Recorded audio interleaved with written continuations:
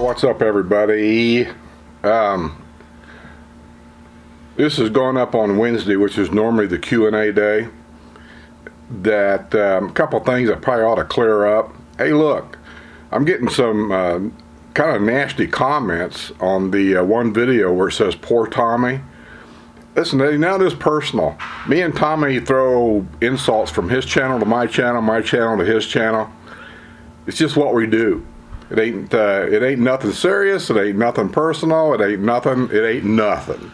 So if you guys think we're kind of arguing back and forth, or he hates me and I hate him, trust me, it ain't none of that.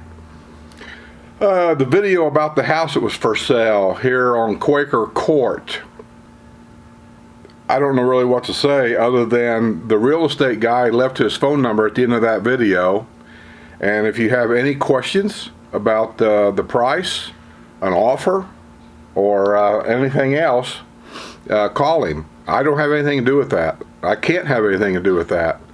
At the end of the video, I took a slow video because I really couldn't take a good picture of it. It wouldn't work right. But so I took a small video of all the information about the house, the square footage, the price, what was it, the CDD charge, the bond. It had all property tax. It had all that stuff on that paper. But if you can't read it, or you can't make it bigger on your TV or whatever you're watching, then just call the real estate guy. I know that young man personally. He's a super nice kid. I call him a kid.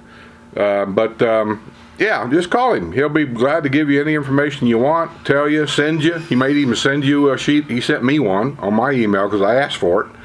He might send it to you on your email, and then you can get all the information you want. Now, the video before that, of the Alamanda home that was for sale, you can scratch that off your list. I already marked it sold. Roughly 2 days, I think, or maybe 1 day after the video hit the air, Bob was contacted by a couple, I believe from Michigan. I could be wrong about that, but anyway, and they flew down literally the next day, and they went out and cut paperwork and everything on the house, and that house is done and sold. It was a good price. It's in a desired neighborhood, and these people know enough about the villages. They knew where it was at and about the location of it, and so they didn't hesitate. They came right down and they bought it. And I've said that to a lot of people. If you see a house that you're really interested in, and it's in the area that you're really interested in, don't drag your feet.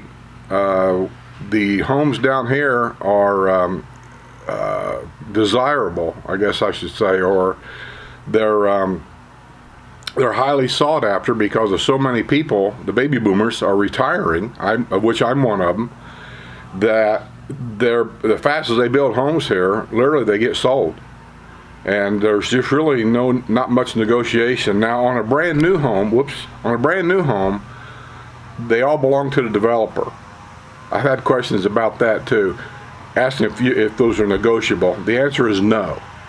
If it's a brand new home, the price is the price. It's a take it or leave it. Because if you don't take it, I guarantee you the real estate people here, the Village's real estate company, and that's the only company that can sell a new home here, is the Village's real estate company.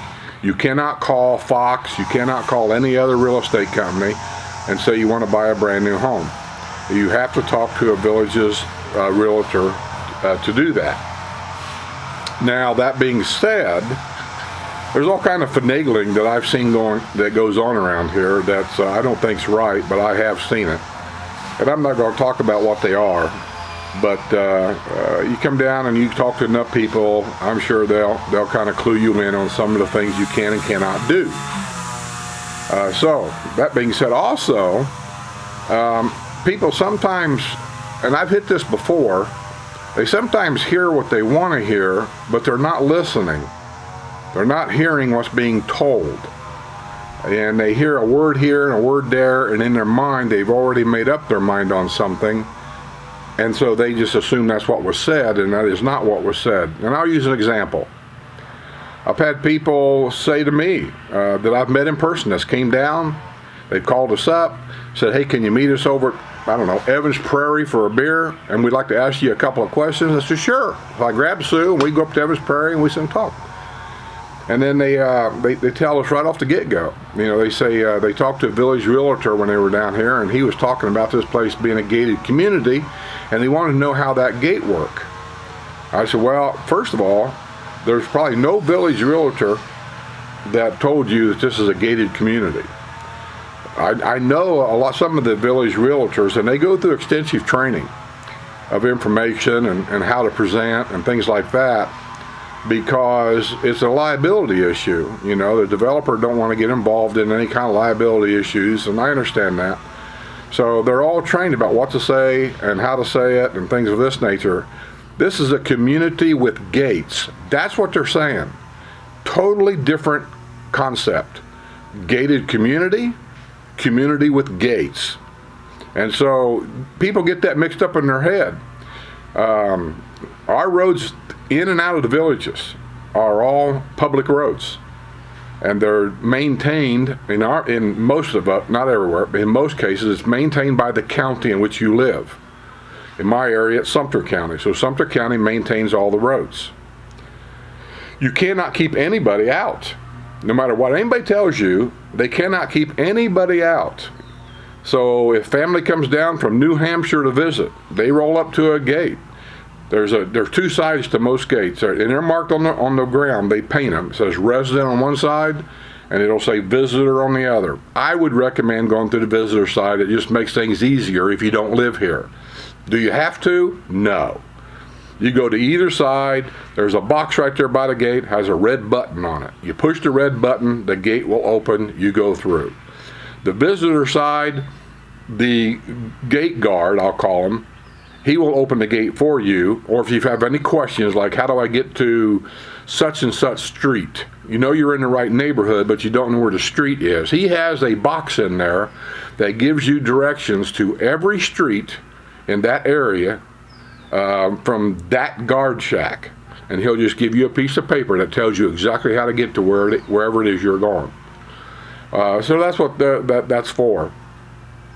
But don't get things confused, you know, because like I said, people sometimes hear things, but they're not listening. They get it all messed up in their head.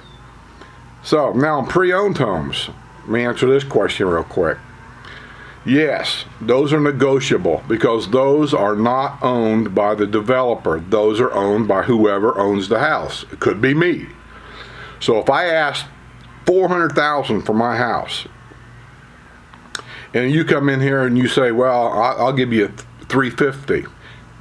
Well, in a desirable area like this, we're not going to negotiate that much. I'm just going to say no, period, and I'm just going to, that's it. I'm not even going to shoot an offer back. But if I'm asking $400 and you say, you know, $395, that's a maybe. I may not argue about $5,000 on a $400,000 house. But here's what happens most of the time, just a heads up.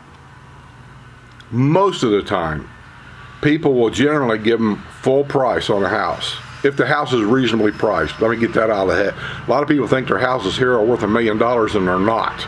They all have this special idea that my house is special.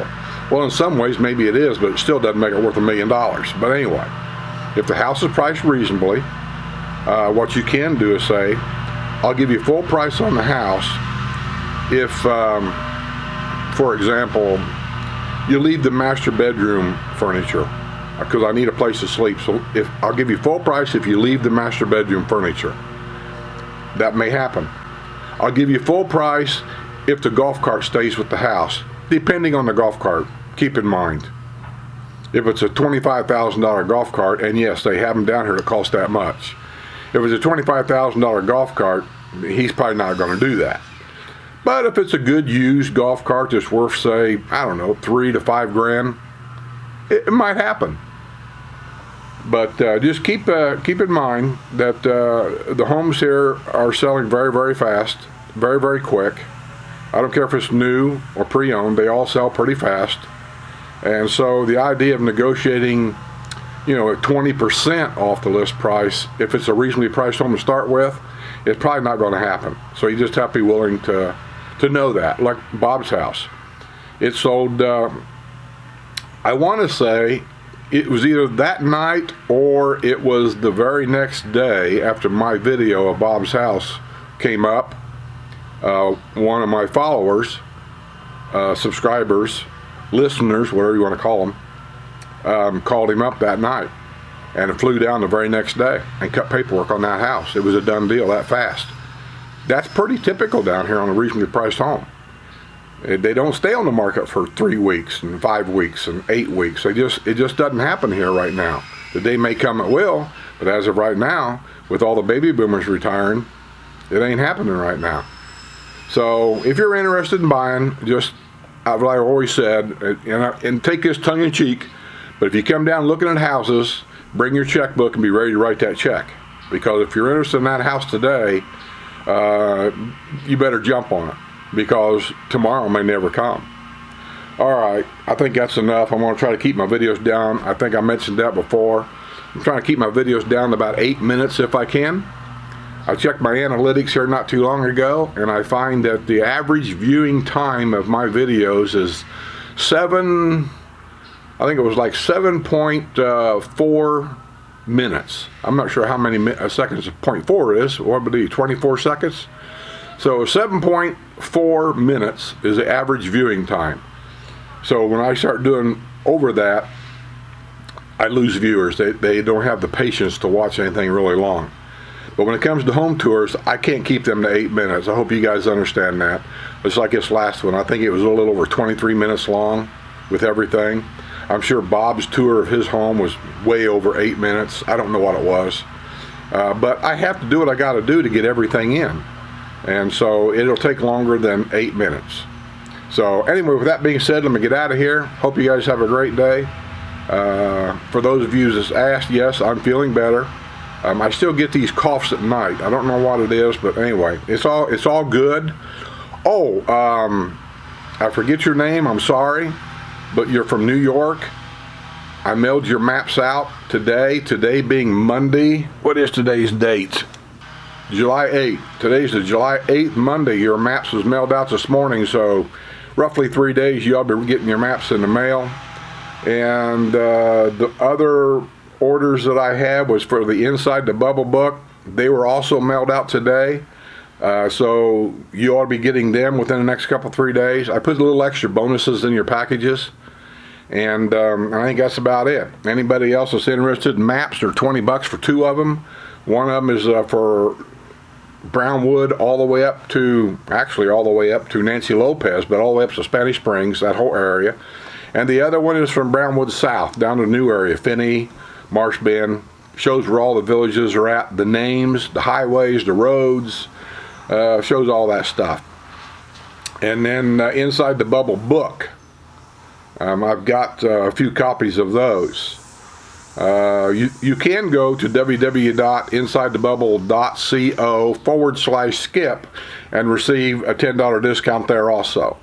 Or just send me an email, and those are $37 a piece, and I'll mail them to you from here. It doesn't make any difference, either or. Or if you're coming down and you want a book, let me know. I'll meet you somewhere if you want me. Me and Sue will meet you somewhere. You can ask some questions, and I'll bring you a book that way too. So either or, let me know. See you guys on the other side.